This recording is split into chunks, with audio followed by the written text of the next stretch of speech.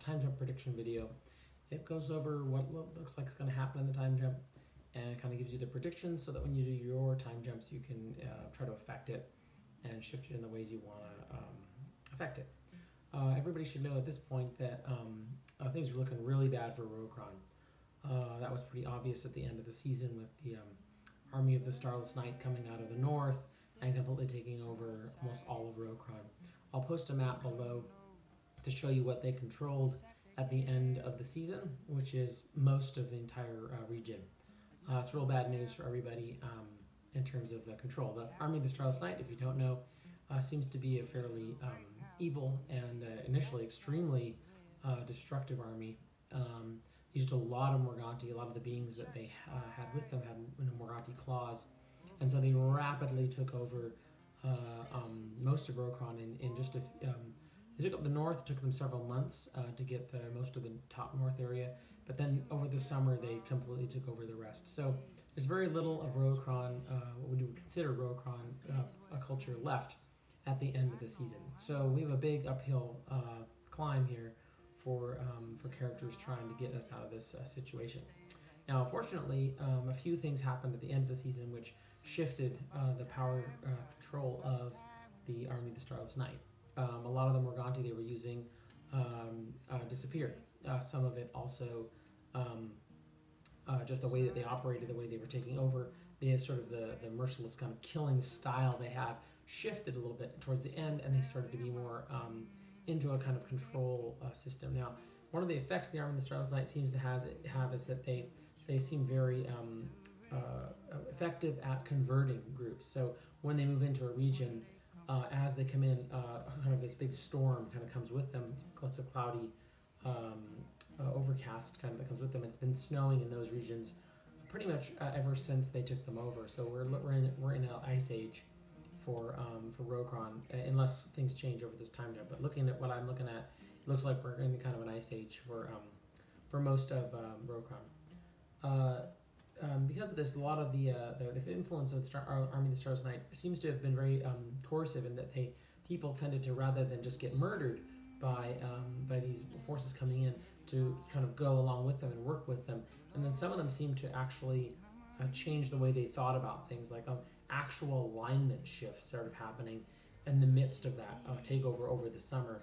So it isn't just like an army now invaded and now killed everyone and took over, but it's more of an army came in and occupies all these regions, and now all the citizens are under their control. So that's a glance at the army of the Starless Night and knowing they're a new player in all this. They were originally led by these three kind of demon beings, and I'll refer to those as Myok and Sarah Roden and Emerloth. And so if you're hearing about those beings don't really show up much over the time jump, other than people making sacrifices and trying to kind of power them back up. They seem to have been kind of maybe exorcised or sent back to wherever they came from. People aren't sure about that, but they are definitely not showing up as much. And so the power structure has sort of shifted in terms of who's in charge of the army of the Starless Night, and that seems to be a lot of generals and other things that are much easier for people to deal with, rather than like powerful demon-like creatures. So that's helpful, but still really, really hard. Okay, so enough about that. Let's go over the basics. 24 years is the time that goes by. No surprise there. So you kind of the usual amount, plus a little bit. So that's your time frame. So you can think of it as like about a year a day, kind of going by at this point. By the time we get to September, we should be, into, that time would have gone by. General things. The Free Republic's trying to sort of organize itself seems to have kind of won a bit out here. They seem to have managed to eke out a win for keeping themselves as an organized structure in all of this chaos. That's if things go well, if they don't lose a whole bunch of time jump battles and all that. But it's looking like they should do well if they can hold on to what they've got. The cost is really high. Like the cost for all these victories looks like it's really, really high. The economy particularly did not do well, and it looks like already, if people read the summer updates, was doing really, really poorly. So I would expect a big hit to the economy unless people put a lot of points towards stabilizing it. So we'll see what happens in September with actually what the actual damage is. But people should expect that they can see that coming, and if they don't do anything about it, there'll be problems. So when I say if they don't do anything about it, what I mean is if you're doing your time jobs, you get to pick your goals and the things that you want to spend your political points on and how you want to influence the world. So if you put your points towards certain things, those things are likely to improve. And if you, so when you think about which things you want to sort of point your points at, then go ahead and think about, the economy is one thing, but there's other things. For example, democracy. Democracy did not do well in this time jump. The Free Republics is trying to create a more democratic system, and it seems like in this ice age, in this war and all this chaos, that people have reverted to a system of someone's in charge, kings and queens. That's safe. Let's do that. And their whole ideas of like trying to do things with like a voting council and all that sort of thing have kind of gone out the window. So if you want to see more of that sort of democratic system, it was kind of coming in. If you want to see more of that built up, then you'll have to put points towards that. Okay. So let's go over just a few specific groups first. Overwatch takes a beating in certain areas, but looks like they're holding on and they do fairly well. They manage, and was really surprising given where they're at. A few other organizations that of note, the Nergoth Forest is getting just leveled by the Army of the Starless Night. So if you want to try to save that forest, then you'll have to put points towards that, or won't be on the map next season. Pinnacle seem to do okay in this, although a lot of their items suffer a lot, and it looks like the Uprising of the Enchanted is getting more extreme for them. So there may be a upgrade in that. When it comes to items, this is another thing you can put your points towards. You'll have to decide if you want to try to protect items or not, and how you want to put points towards keeping items in existence, or if you're going to let them go. I'll say more about that at the end.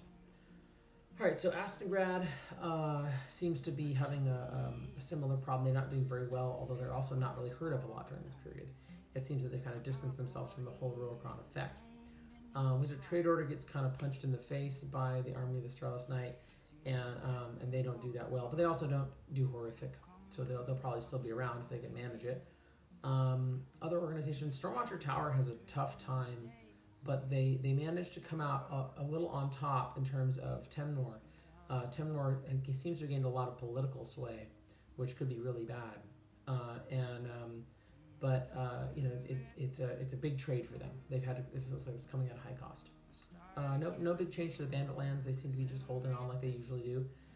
Dark Wilds also seems to be just sort of chilling. So now we get into like a lot of Dagbioth factions. So Legions of Kagall seems to have done really well, with the exception of items. They seem to have had a major problem with the item haunts, and have really struggled there. But they do seem to be coming out on top. So the Bone Marks tried, and they're doing okay, but they looks like they couldn't hold on to their big lead. At least that's where it's looking like right now. We'll see what happens in the battles that we run. The Priests of Shigoath also doing pretty well. They look like they're coming up, although at a high cost. Triple Templar, kind of rough time for them, and the Crusaders of the Agantine seem to also have done okay. Mostly interesting though is that it seems like they may be on the verge of a new type of weapon, which is problematic. Order of the Purple Lotus, actually a lot of them had a lot of activity during this period, so you might see a lot of those, but that also seems to be there's a lot of people that they had undercover that maybe get exposed. So we'll see how we run things. The Priests of the Village Goddess politically have lost a lot of influence, but they're holding on like physically. The Elven regions, Elven Protectorate, way up in the north is pretty romped, but might hold on. And Ladies of the Night Watch seems to be having a major problem with their ability to function. So if you want them to be around, points need to go there. Okay, really bad is Helm. Helm took probably one of the biggest beatings of anything, which makes sense. I mean, they are the ones who've been trying to guard the whole region. But I don't think Helm will be around at this rate with how it went for them. I mean, they're trying to hold off Army of the Starless Night, and they don't do well by what I can see. They're going to get completely annihilated, which means anybody who's a member of Helm will definitely die at least once with this situation. So we'll be running plenty of battles like that, but that's a given with what the situation looks like here, which is very bad for them. A few other notes. Obviously, Slothlin and Stonehammer and Axioms all really get stomped on. There's some odd strangeness in the Grey Isles stuff that's developing. People don't know what that's about, but then usually people don't know what's up with the Grey Isles. But there's sort of an odd, sightings of things that they usually don't encounter, and in that region, we'll see what those develop out to be. But there is some weirdness with the Grey Isles right now. That's not the usual weirdness. Now bigger countries, just sort of panning out a little bit. Svodlin doesn't look like it's going to be able to recover from this. Their culture seems to be completely destroyed. They'll have to rebuild. Many people may be saying, "Yay, that's good. Maybe they need to, right?" But is there going to be any Dwarven Svodlin culture left? We don't know. Doesn't look like they're going to make it through. People survive, but the culture itself, the actual government, may be gone. Dagdod seems to do really good, actually. And they seem to be working fairly well along with the Army of the Starless Night. I mean, they fight them, but it seems like they've managed to not get totally annihilated. Ilionos really also probably gone in terms of a country, unless people can put some points there. As I said already, Odolathan seems to have done okay. Geb gets romped by this effect too. Wizard Trader are taking advantage there too. Not so good for them.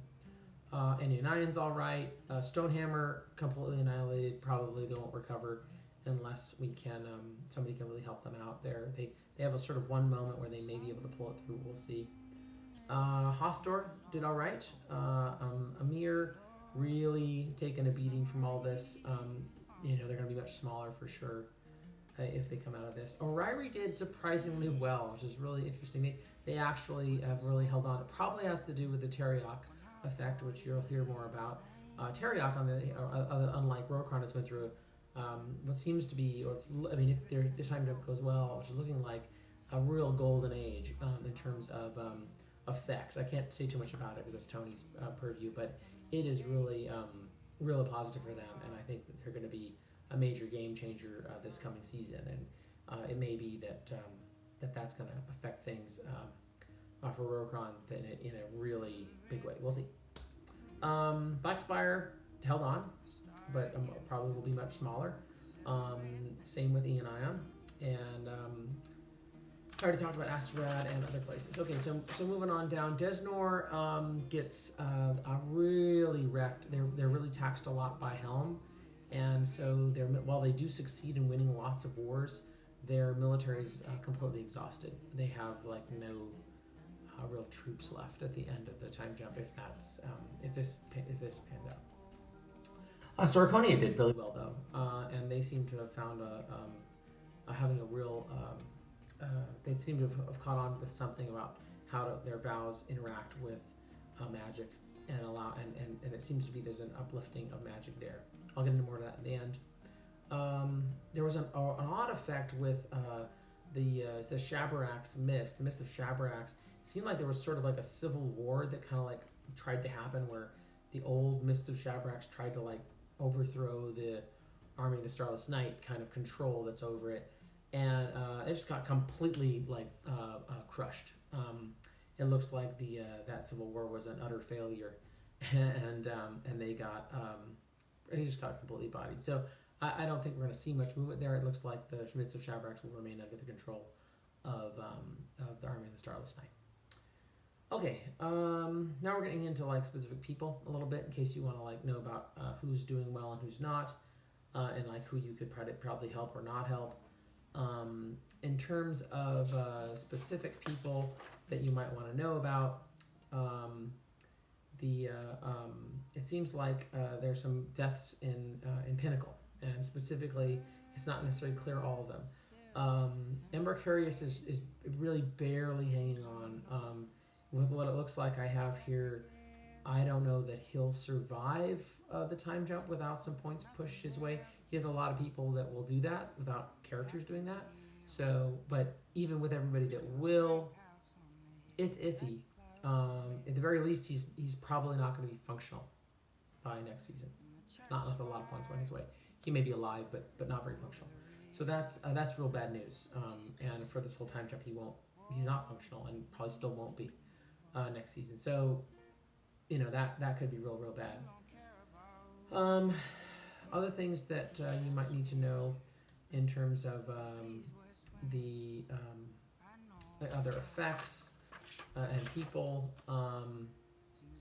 The Kaya Gothang of the Sorceress of the Goddess looks like she's going to get killed here. May PD, we'll see. It also looks like Bodag Maki is going to get wrecked, although it looks like it's a pretty epic fight from what I can tell. In terms of other groups, it looks like Ian Ion and the Elven region seem to be doing okay, although they're taking heavy losses in terms of costs for things. Sparian Yemten looks like he's going to PD if this pans out, which is bad because he's in charge of internal affairs for Ian Ion. Other people who look like they're going to get completely, going to PD are Prince Welcrease in the Dwarven region, not surprising. Narino and Shanetail both, which is sad, but I mean, some of it is expected there. And then Gobath looks like he's going to PD too. So all very sad there.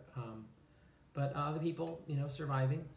Most of the Council of Elves, many of the other NPCs that you know about would be fine. At least, the usual. All right, that's it. So that's the update. I decided to talk about a few things at the end here that are things that you can put your points on that aren't in there. So a lot of the mages of the regions and different schools are talking about these this sort of balance of magic, and there's things that people are going to have to put their points towards if they're going to affect them. So the Uprising of the Enchanted is a huge effect during this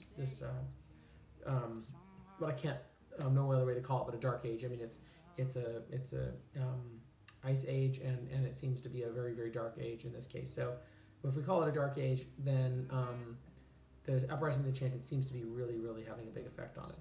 And you can put your points towards the Uprising of the Enchanted, but you need to decide, how are those points being spent. So we're going to divide that into different sort of schools of thought, you could think of it as, and then see what the effect is based off of the points you put in. So one school of thought is the try to put things back the way they were. So that's route A, we'd say. They're putting their points towards like getting items to be back items and like seeing if there's some way to fix magic so that the items resolve and become items again and they can be used again and all of that, right? And then option B is something where you'd be more akin to trying to actually assist the Uprising of the Enchanted and like free all the items that you can, like try to get all the items to be free and like because one of the philosophies that was discussed is that it may be that item spirits are trapped, they're sort of enslaved, and that's the issue behind this, and the item spirits are uprising because they want freedom from being in items. And so you could put your points towards that, which is I'm trying to support the Uprising of the Enchanted, the freedom of all items, and that it's risky because that means you may end up with like no magical items, at least none that have spirits anyway if you went that route. And then option C is some sort of hybrid, which would mean putting your points towards trying to free item spirits where you can, or interact with them in some sort of way, or make peace with them in ways you can, but also maintain items that you have that you can keep, and some sort of negotiation between the two. So C is sort of like a middle road, you could say, between the other two. To review, the first one is to try to put things back the way they were, and then option 2 is to just completely let go of all of it, and then option C is to kind of try to find some sort of middle ground there. So you can decide where you want to put your points in those 3 categories. Now linked to this, and this is what many of the mage scholars are saying over this time jump, is the effect of OP, because OP actually goes down during this Dark Age, and that's real bad given that it was only OP4 before. You know, I would not be surprised with what I saw in here that it would be like OP1. I mean, maybe lower if things go really, really bad. One of the things that some of the scholars have been suggesting is that you know, some of the magic that's tied up with all these item spirit haunts could be helpful in increasing that OP, and that if we are to, you know, interact with the item spirit haunts in certain ways, we might find a way to kind of increase the OP. And so you can put your points towards increasing the OP of magic, but how you do that is important. Is the goal to find more, you know, like, you know, once again, A would be find more resources, meaning more mana wells, more things that can be tapped, more things that can be, utilized in terms of sources of magic, and find those and then connect up to them and use them. Option 2 is sort of the opposite, which is, you know, find a way to say, you know, we're not gonna increase the OP so much as let that sort of things take time and naturally occur. We're gonna mostly just try to be really frugal with our magic and try to be really you know, economic with it, and like be really try not to cast too many things and try to, you know, use magic that way. And then of course option C is to like try to find some kind of hybrid where you're like, I want to like see if we can find some sources, but also try to be really frugal and kind of make a combination of the two.